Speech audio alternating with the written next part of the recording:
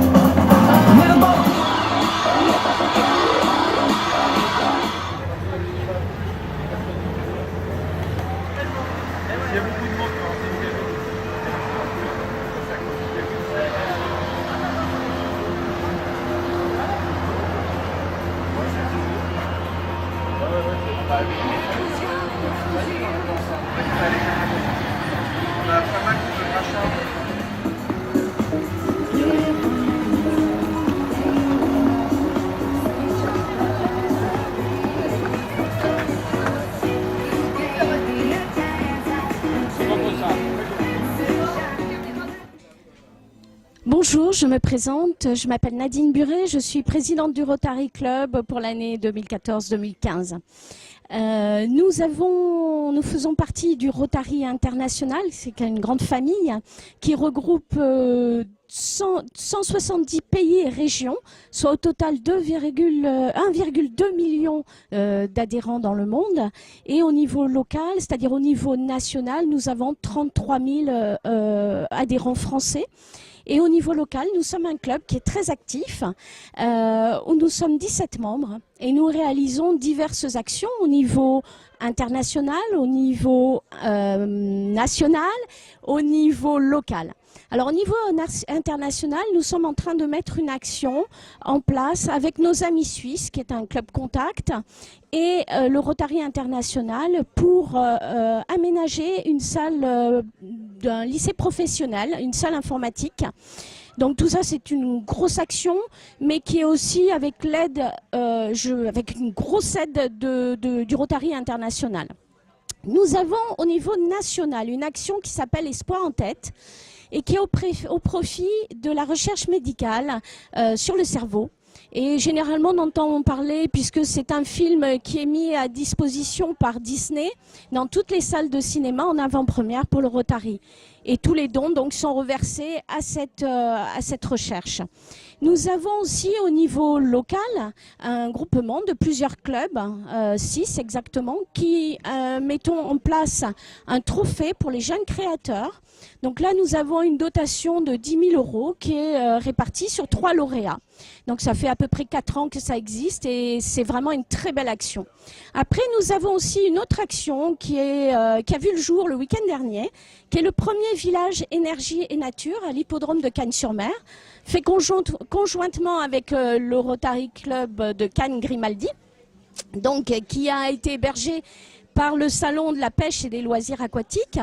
Ce salon a pour objectif de changer un peu les mentalités sur notre façon de consommer au niveau de l'électricité, au niveau, l'optimisation de l'énergie et aussi comment préserver notre environnement. Donc ça a été quand même un beau succès. On a eu plus de 15 000 visiteurs, donc nous sommes ravis. Et nous avons donc aujourd'hui le salon de l'auto, qui a 26 ans, c'est le 26e édition.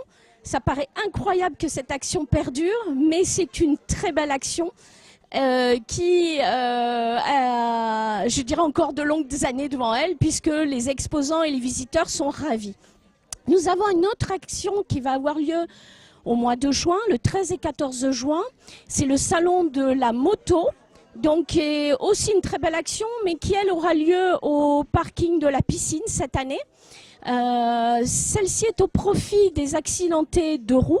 Nous avons déjà, par le passé, pu participer au financement d'une voiture auto-école pour le GECAM.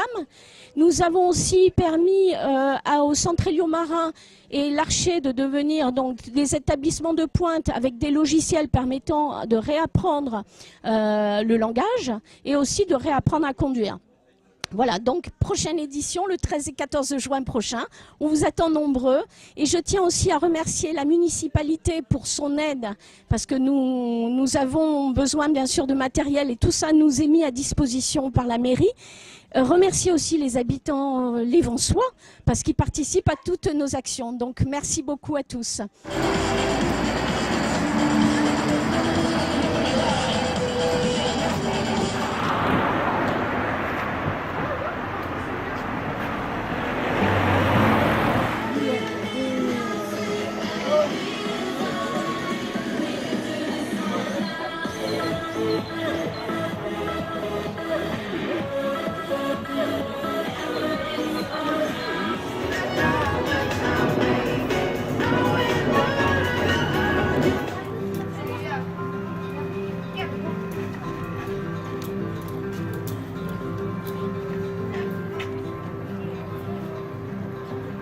Voilà, je voudrais saluer bien sûr le représentant du député Jean-Lange Génézy, M. Tronquier. Je voudrais saluer mon ami Jean-Michel Saint-Péret, qui est le maire de Saint-Janet et qui ne manque jamais un salon de l'auto. Alors, je ne sais pas si c'est pour le Rotary des voitures, peut-être aussi un peu pour les voitures, parce que je sais qu'il a beaucoup de voitures, mais en tout cas il est là tous les ans.